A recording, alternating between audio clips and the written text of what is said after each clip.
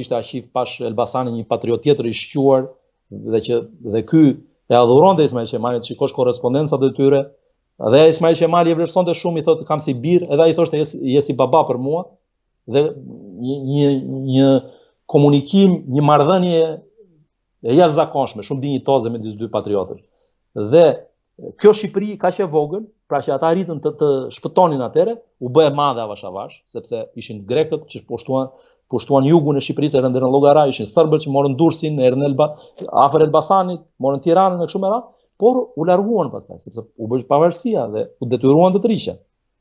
Dhe ne patjetër që po përpiqemi dhe sot që shqiptarët të kenë një jetesë dinjitoze në të gjitha trojet ku jetojnë dhe punojnë sot, në gjithë Ballkanin po dhe në botë, por nga ana tjetër pa veprën e këtyre burrave nuk do kishte ndodhur pavarësia e Kosovës sot. Pavarësisht se atëherë ata nuk e fituan dhe Ismail Qemali thotë me shumë keqardhje, që ne humbëm Kosovën, na sakrifikuan, na hoqën tokat më pjellore, tokat më të mira, na kanë lënë vetëm male thotë, por ama Kosova ka për të ngelur dhe do jetë shqiptare thotë. Këtu do jemi thotë dhe kjo padrejtësi që po bëhet sot do shkojë në vend një ditë thotë. Dhe ne shqiptarët do luftojmë thotë pa rreshtur derisa të arrijm të marrim atë që na takon thotë, sepse kjo është një padrejtësi e madhe që po na bëhet. Dhe fjalë profetike. Arritëm pas afro 100 vitesh që të krijohet një shtet tjetër shqiptar, pra Evropa, dhe këtë thotë. Unë besoj thotë tek sensi i drejtësisë së kombeve evropiane thotë, tek qytetrimi evropian thotë. Dhe ky gabim që u bë thotë do vihet një ditë në vend. Dhe fjalë profetike, po them edhe një tjetër, dhe në themelet e shtetit shqiptar qëndron ço vizioni i tij për politikën e jashtme, që e shikonte Shqipërinë si një element ekuilibri dhe paqe thotë. Ne po vim në arenën ndërkombëtare si një shtet i ri për të balancuar. Nuk kërkojmë as të marrim kujt gjë thotë, ne duam të mbajmë atë që është e jona. Dhe nuk i kërkojmë as kujt asnjë gjë thotë. Qëndrimi i Ismail Qemalit kundrejt perandorisë osmane është paka shumë i njëjtë me atë të Skënderbeut që pati kundër kësaj perandorie. Cilat janë ato elemente të përbashkëta midis këtyre dy figurave, por edhe element që i dallojnë nga njëri tjetri. Dhe nga ana tjetër, a kemi këtë model si të gjesh Kastrioti Skënderbeut, po ashtu edhe të Ismail Qemalit sot në politikën shqiptare? Shiko, patjetër që Ismail Qemali dhe kur ngriti flamurin thotë atë ditë në Vlorë thotë më duk sikur zbriti shpirti i herojt.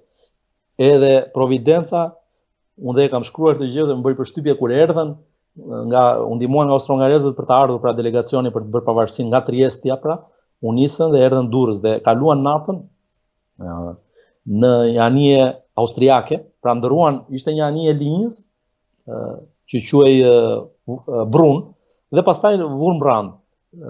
Dhe aty kaluan natën në kepin e Rodonit, që quhet ndryshe kepi Skënderbeut, në këtë anijen austriake ata kaluan natën dhe pas mëngjes zbritën në Durrës. Dhe aty duket sikur kërkuan bekimin e Skënderbeut, është kisha e Skënderbeut, ju e dini në Rodon, është kepi i famshëm, që quhet ndryshe pra kepi Skënderbeut, dhe ai sikur u dha bekimin, dhe kur erdhi në Vlorë Ismail Qemali se nuk gjeti për krajin e durën Durrës, i quajtën si çka kanë ardhur ta çmendur, thonë çfarë do bëjnë këta ku bie perandoria është e fortë. Serbët i kishin te dera, nuk e kuptonin që çfarë po ndodhte shqiptarët në atë periudhë, por nëse ishte tjetër muhabet këtu dhe ai detyrohet patjetër se ai donte ta bënte sa më shpejt, u jep direktivën që ngrini flamurin kudo para se të vinë serbët. Dhe po ta shikoni, flamuri është ngritur 25, 26, është ngritur në Durrës, është ngritur në Tiranë, dhe jo më kot është ngritur në Peqin, Elbasan, pra është ngritur para 28, sepse ai ishte direktivë që dha Ismail Qemali. Ngrini flamurin që kur të vinë serbët thuhet nuk është perandori osmane këtu, se ata pretendonin ishin në luftë me perandorinë osmane. Dhe këto troje po i marrim ne si fitues tani, nuk ka kom shqiptar, po është lufta midis mbretërive ballkanike dhe perandorisë. Ndërkohë Ismaili thoshte që jo, është Shqipëri këtu, nuk është perandori. Kështu që ngritin flamurin dhe këtë bëri dhe po, ama donte edhe pikpamje juridike, ishte jurist. Donte edhe e dinte rëndësinë e veprimit juridik, të aktit juridik pra, dhe në të drejtën ndërkombëtare duhet një shprehje vullnetit popullor dhe ai prandaj ngurmulloi kuvendin delegatët që kishin përfaqësimin nga secila nga krajinat e Shqipërisë, pra për të dhënë pikpamja juridike, marrëdhënie ndërkombëtare, të jepte vlerën e dur. Dhe po ta shikoni e kanë firmosur deklaratën e pavarësisë vetëm ata njerëz që kanë shkuar atë ditë që ishin prezent, kush ka ardhur më mbrapa nuk është lejuar, se kanë dashur të firmosin të tjerë që erdhën të nesër, se për arsye të kohës, vështirësive të udhëtimit, pra ai ka udhëtuar nëpër moçalet e Shqipërisë, ishte Shqipëria nuk ishte kjo që kemi sot, që shkon për 1 orë nga Durrësi në Vlorë. Atëherë ishte dashur me ditë aty, për duke udhëtuar me kuaj.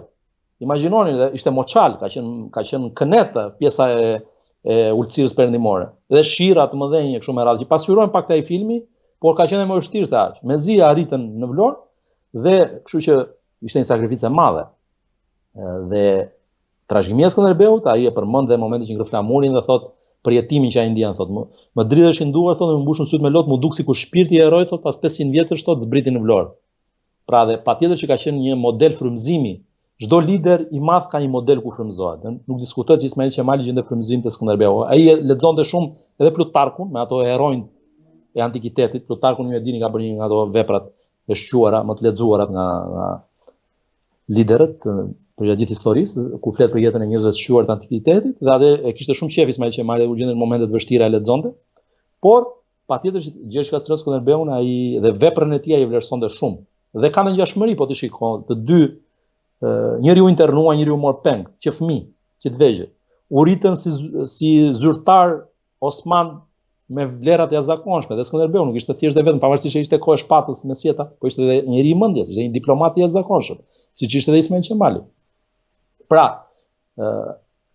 këto element, Ismail Qemali, këto aftësi që kishte, dhe këtë frymëzim që gjente te figura e Gjergj Kastriotit e vuri në shërbim të kauzës shqiptare. Dhe kjo figura e Skënderbeut e mbajti gjallë ëndrrën e shqiptarëve, ëndrrën evropiane do ta quaj.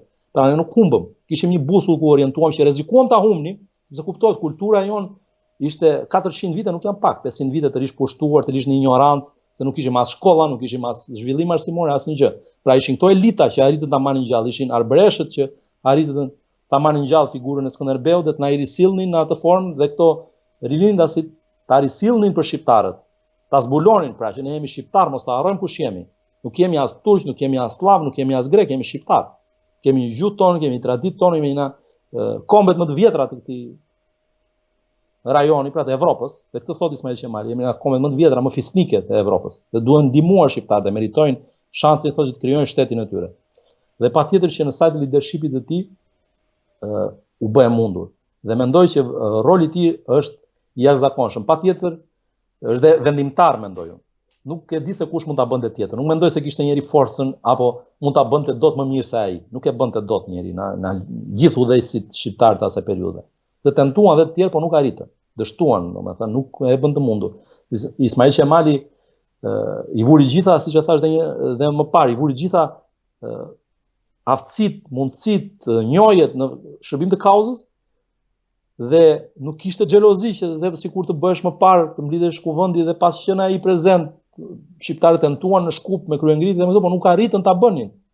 Nuk arritën të gjenin sensin e gjës së përbashkët. Kështu që u desh ai leadershipi i tij që ta bënte të mundur këtë gjë dhe të vinte në vend, thash edhe një tjetër, trashëgimin e Gjergj Kastriot Skënderbeut, pra që ajo mos të humbte, mos të shkonte dëm.